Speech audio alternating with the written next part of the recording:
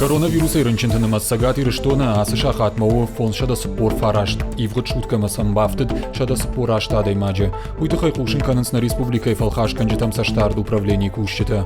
Ринчинта ишин сам балга медицинона хуш. Доктор тайсам ламбана кашцавам.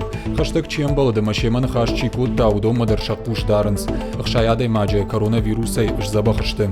Тагда хуша клиникон ринчинтона куши аваштятон башти надо номер. Базура намиш райшону фараш шахатай ижара фон шахатма. За прошедшие сутки в республике подтверждено еще 148 случаев инфицирования новой коронавирусной инфекцией.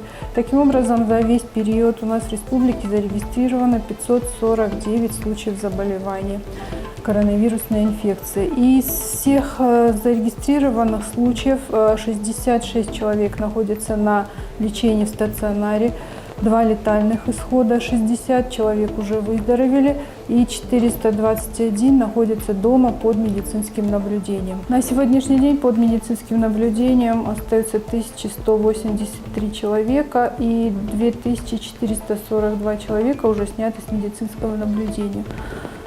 Такой большой прирост за прошедшие сутки мы связываем с тем, что, несмотря на все рекомендации, которые дает Минздрав, Роспотребнадзор, граждане нарушают режим изоляции, не соблюдают меры личной гигиены, не пользуются средствами индивидуальной защиты. И в связи с этим у нас продолжается рост. И вот за прошедшие сутки такой большой процент у нас вновь зарегистрированных случаев. Еще раз хотелось бы обратиться к гражданам, поберечь себя. Все, что от вас требуется на сегодня, это соблюдать режим изоляции и пользоваться средствами индивидуальной защиты. Все это временные меры, и чем лучше мы будем все это соблюдать, тем быстрее мы пройдем этот этап.